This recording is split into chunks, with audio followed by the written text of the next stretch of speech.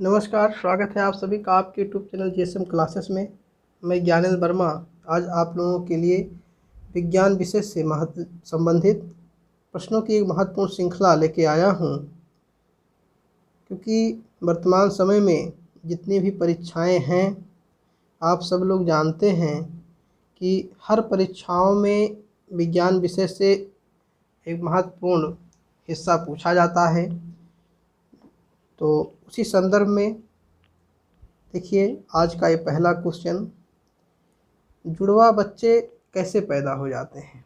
तो आइए हम अक्सर देखते हैं कि जो बच्चे होते हैं वो जुड़वा नहीं होते।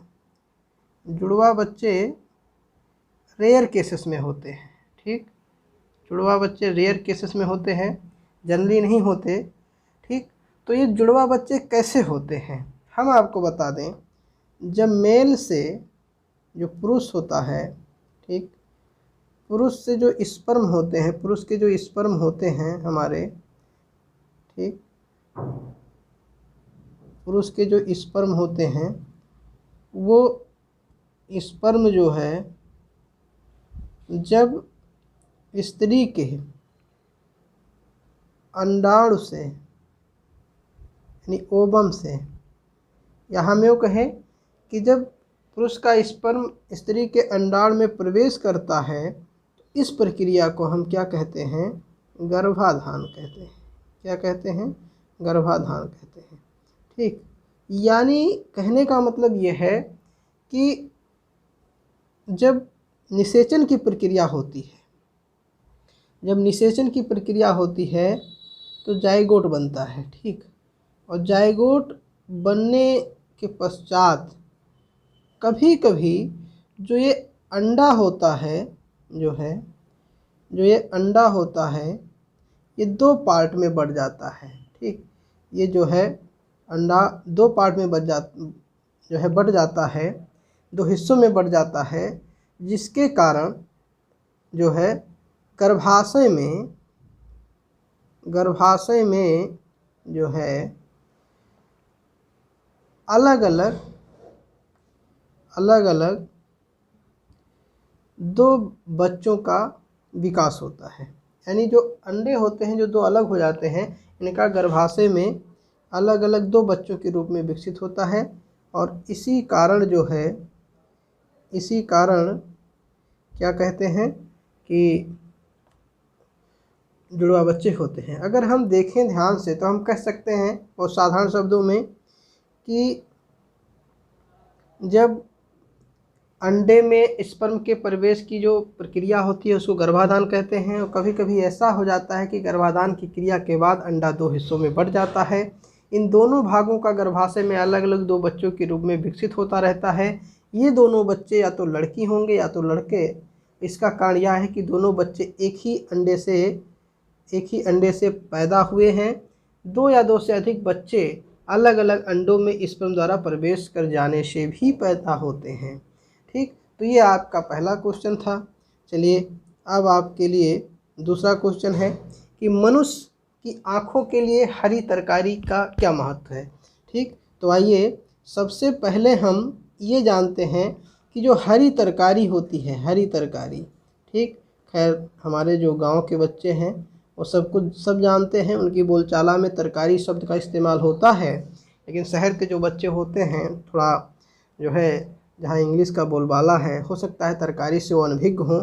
तरकारी जो है सब्जी को ही कहा जाता है, वेजिटेबल्स। तरकारी एक क्या है, सब्जी है, वेजिटेबल्स है।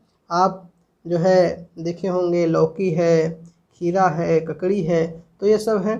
तो क्या कारण है कि जो हरी तरकारी है इससे आँखों के लिए ज़रूरी होती है। आपको मैं बता दूं कि जो हरी तरकारी होती है ना, इसमें पाया जाता है क्या, ठीक, हरी तरकारी में पाया जाता है विटामिन ये। ठीक, हरी तरकारी में जो है जो हरी तरकारी होती हैं, ठीक, हरी सब्जी हम कह सकते हैं, इनमें जो है प्रचुर मात्रा में विटामिन ए पाया जाता है। क्या पाया जाता है? Vitamin A. और विटामिन ए का जो हम नाम देखें, ठीक, वैज्ञानिक नाम देखें तो इसको कहते हैं रेटिनॉल। क्या कहते हैं? रेटिनॉल। इस बहुत अधिक बार ये पूछा गया है प्रश्न कि विटामिन ए की कमी से कौन सा रोग होता है, तो जवाब होता है क्या? रतौंधी होता है। क्या होता है? रतौंधी। ठीक, या ये पूछ लिया जाए कि रतौंधी किस विटामिन की कमी से होता है, तो हम कह देते हैं किसकी कमी से? विटामिन ए की कमी से। किससे कह देते हैं? विटामिन ए की कमी से कह देते हैं कि रतौंधी जो है होता है। ठीक, ये आपकी विटामिन ए है। तो अगर आपसे कोई पूछे कि मनुष्य की आंखों के लिए हरी तरकारियों का क्या महत्व है, तो आप कह दीजिए इसलिए महत्व है अधिक हरी तरकारियों का मनुष्य की आंखों के लिए क्योंकि विटामिन ए जो है उसमें प्रचुर मात्रा में पाया जाता है, जिससे आँखें जो है स्वस्थ रहती हैं। और अगर विटामिन ए की कमी हो जाती है, तो ये मान लीजिए कि उसकी आँखें क्या हो जाएंगी? कमज़ोर हो जाएंगी। चलिए बता दूं, अब तीसरा क्वेश्चन है आपका। तीसरा क्वेश्चन है ईसीजी क्या है। देखिए, सबसे पहले इस ईसीजी जो लिखा है ना,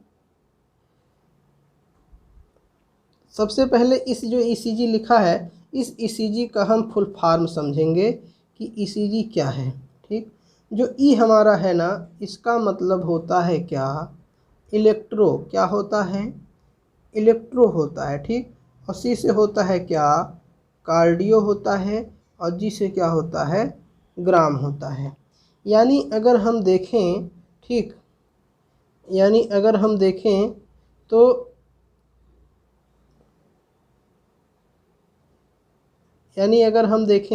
तो जो ईसीजी हमारा है, ईसीजी को अगर हम पहले फुल फॉर्म के रूप में देखें, ठीक, ईसीजी, ठीक, क्या है? ईसीजी। ठीक, तो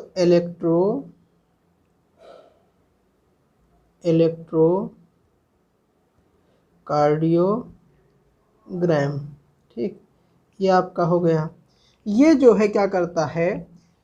हृदय की धड़कनों के कारण, ठीक, हृदय में जो धड़कन होता है, आप कहते हैं ना कि हृदय धक धक करता है, तो हृदय की जो धड़कन होता है, इस धड़कनों को क्या करता है? धड़कनों के कारण जो है, जो पैदा हुए जो विद्युत कंपन पैदा होता है, क्या होता है? विद्युत कंपन, वाइब्रेशन जिसको बोलते हैं। ठीक, तो इनका जो है ग्राफ बनाने की एक विधि है। यानी जो ईसीजी है वो हृदय धड़कन के कारण पैदा हुए विद्युत कंपन का ग्राफ बनाने की एक विधि है। और हृदय का प्रत्येक भाग स्वतंत्र विद्युत लहरों का प्रतिरूप बनाता है।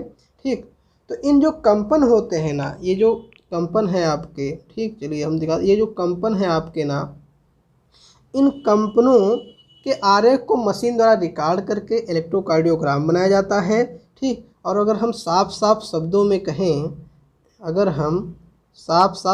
में कहें कि ईसीजी क्या है, तो आप लिख लीजिए कि ईसीजी जो है यह ग्राफ, ठीक, यह जो है ग्राफ हृदय की हालत और गतिविधियों, ठीक, के विषय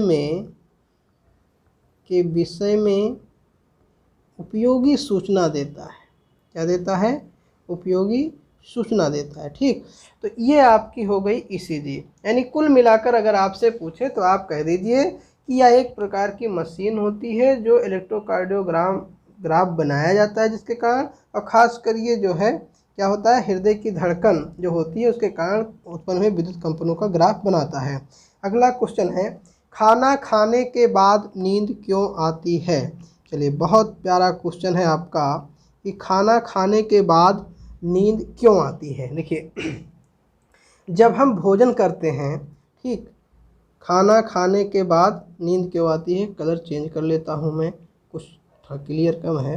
ठीक, तो जब हम खाना खाते हैं तो खाना, यानी आप बहुत ध्यान से देखिए तो सामान्यतः भोजन जब करते हैं तो भोजन की पाचन क्रिया के लिए पेट को रक्त की आवश्यकता होती है। मैं बता दूं जो रक्त होता है ना, ठीक, जो रक्त होता है, रक्त रक्त समझते हैं ना, रक्त। अब रक्त से बहुत अच्छा सवाल आता है, रक्त समूह को लेकर क्या आता है, रक्त समूह को लेकर आता है, जिसको आप कहते हैं क्या, ब्लड ग्रुप कहते हैं। क्या कहते हैं, ब्लड ग्रुप कहते हैं। ठीक, ये आपके ये हैं, बी है, ए बी है और वो है। ठीक, यहाँ से सवाल आता है यूनिवर्सल डोनर कौन सा है, आपको मैं बता दूँ, कुछ क्वेश्चन आपको बता दूँ। यूनिवर्सल डोनर, ठीक, अब यूनिवर्सल डोनर पे अगर आपको आ जाए तो आप कहते हैं कि वो नेगेटिव यूनिवर्सल डोनर है। क्या है, वो नेगेटिव यूनिवर्सल डोनर है। ठीक, कभी कभी लोग कहते हैं, 4 ऑप्शन दिए रहते हैं, कहते हैं ये, कहते एक ये है, एक ए बी है और एक बी है और एक जो है वो है। ठीक, तब तो आप वो मान लीजिए लगा दे रहे हैं कि हाँ वो भाई सही है।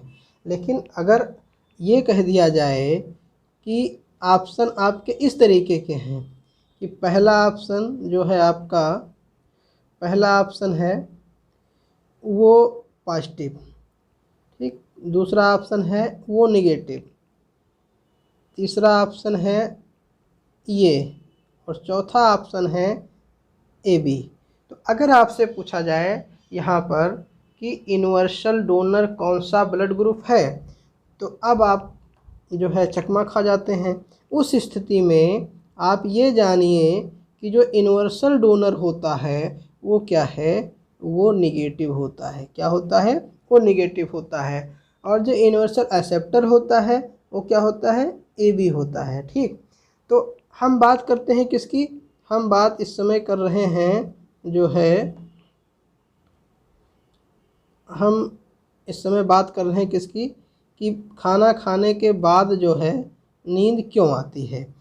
तो जब हम भोजन की पाचन क्रिया के लिए जो पेट को रक्त की अधिक आवश्यकता होती है, तो भोजन के बाद शरीर के खून का बहुत सारा हिस्सा पेट पे प्रवाहित हो जाता है। ठीक, जिसके कारण मस्तिष्क में रक्त की मात्रा कुछ समय के लिए क्या हो जाती है, कम हो जाती है या मंद हो जाती है।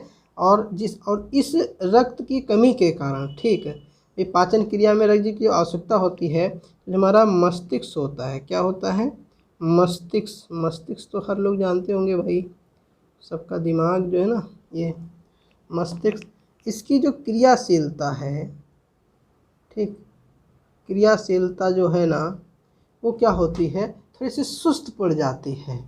ठीक, और क्रियाशीलता सुस्त पड़ जाती है, इसका मतलब क्या है कि हमें नींद लगती है। क्या है, हमें नींद लगती है। तो आपसे अगर कोई कहे कि आप बताइए कि भोजन करने के पश्चात हमें नींद क्यों आती है, आप कह दीजिए जब हम भोजन करते हैं तो बहुत सारा हिस्सा जो रक्त का है, ठीक, पाचन क्रिया के लिए पेट को रक्त प्रवाहित हो जाता है, परिणामस्वरूप मस्तिष्क में जो रक्त की मात्रा है वो कम हो जाती है।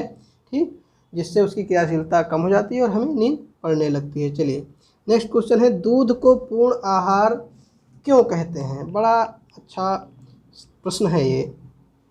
आपका क्वेश्चन ऐसा आता है कि संपूर्ण आहार की संज्ञा दी जाती है, या पूर्ण आहार किसे कहते हैं। 4 ऑप्शन दिए रहते हैं और उसमें आपको बताना होता है कि संपूर्ण आहार किसे कहते हैं। तो मैं आपको बता दूं, जो हमारी बॉडी है, क्या है, हमारी बॉडी है यानी शरीर, ठीक, क्या है, शरीर है, इसको जो है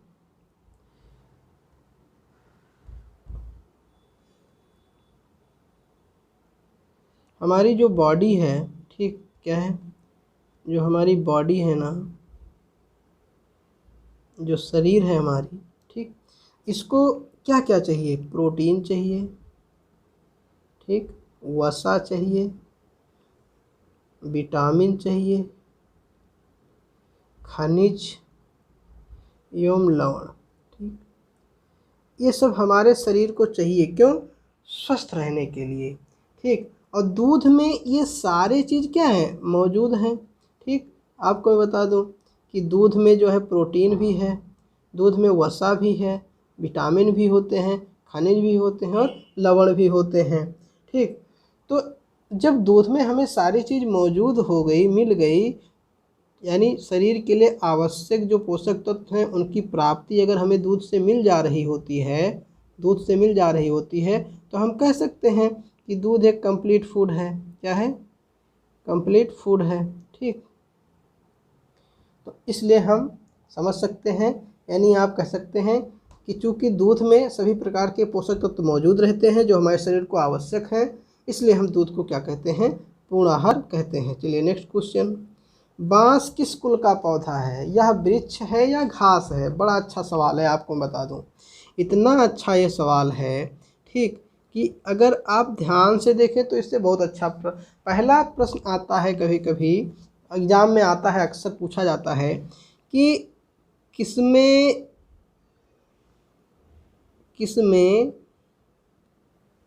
सबसे अधिक पुनरुद्भवन होता है। कहने का मतलब क्या है? सबसे ज़्यादा क्षमता किसमें होती है? 4 ऑप्शन दिए रहते हैं, कोई भी दिया हो उससे नहीं मतलब है। आप देखिए उसमें एक दिया रहेगा बांस। क्या रहेगा? बांस। ठीक, तो बांस में जो है वो सबसे अधिक क्या होता है? पुनरुद्भवन की क्षमता होती है। आप देखिए बांस बहुत जल्दी बढ़ता है, बहुत जल्दी। आप आज देखते हैं, कल जाएंगे तो देखेंगे और बड़ा हो जाएगा। ठीक, तो सवाल यहाँ पर क्या पूछा जा रहा है कि बांस किस कुल का पौधा है? ये देखिए, ये क्वेश्चन है आपका, असली क्वेश्चन है, बांस किस कुल का पौधा है?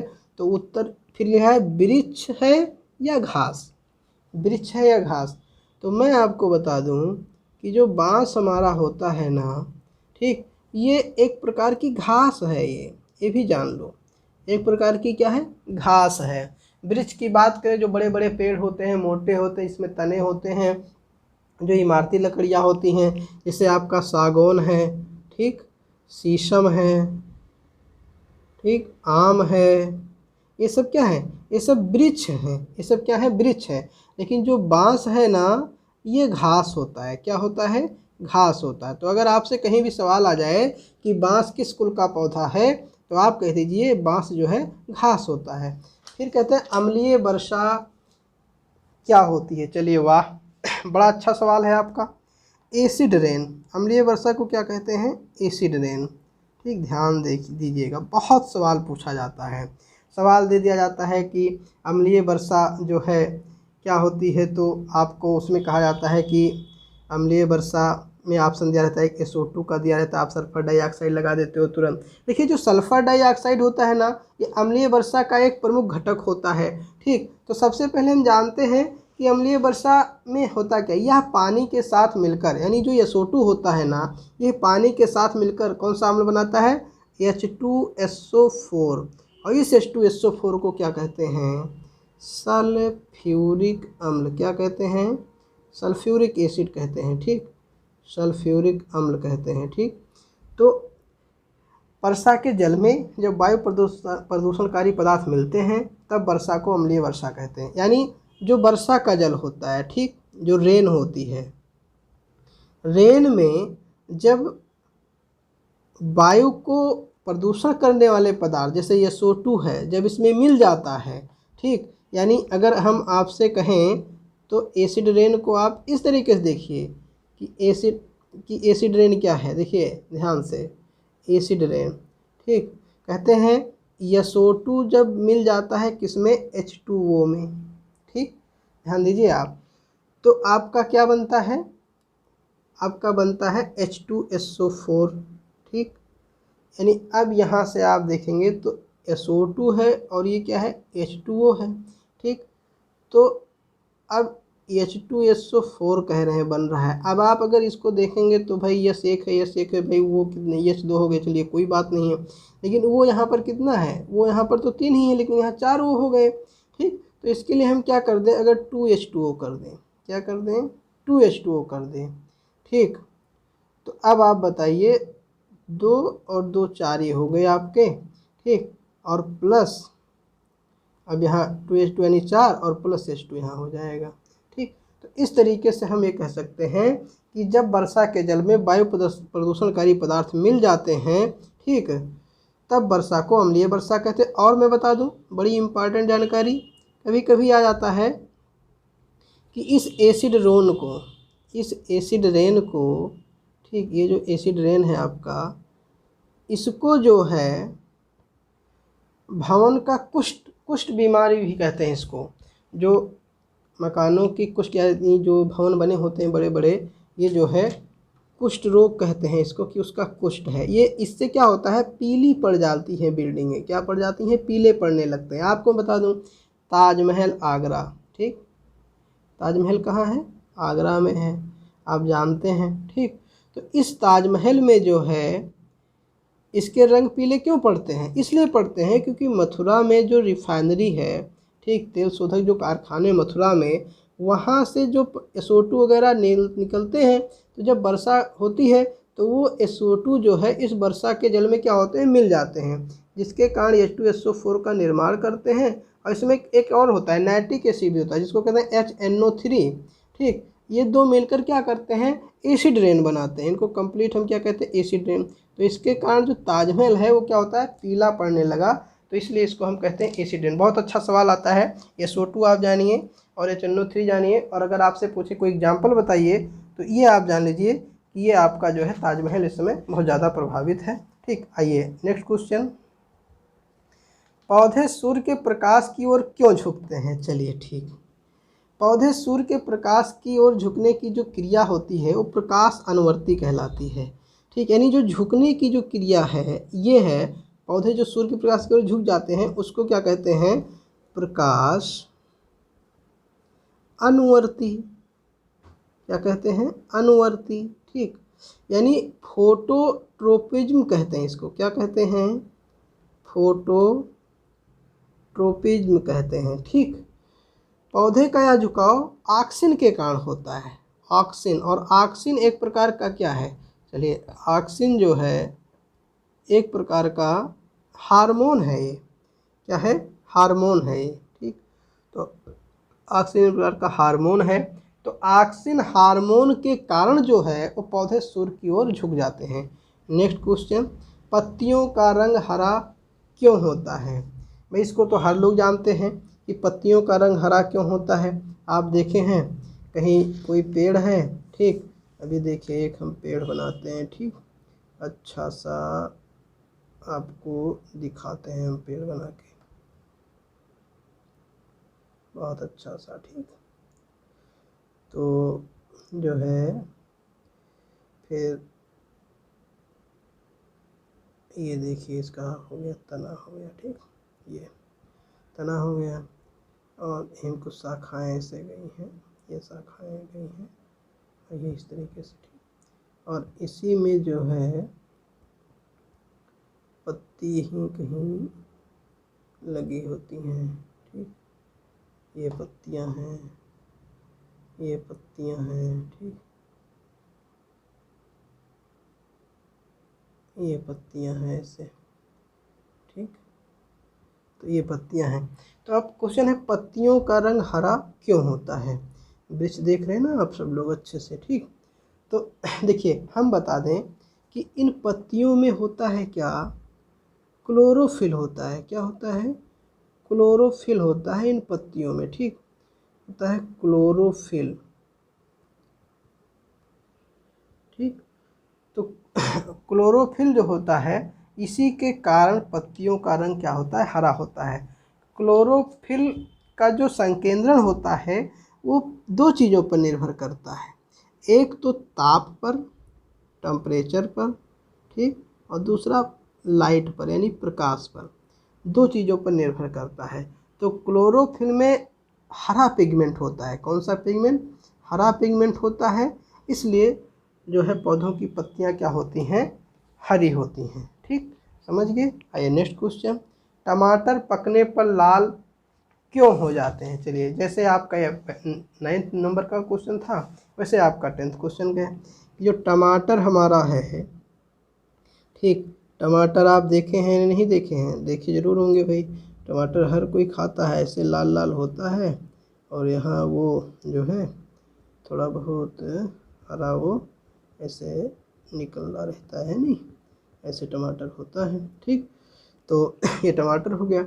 अब आपसे कोई पूछ ले कि इसका रंग लाल क्यों होता है। चलिए अभी ये लाल है पूरा समझ लो, ठीक, ये लाल है भाई, इसको कोई स्ट्रॉबेरी मत समझना।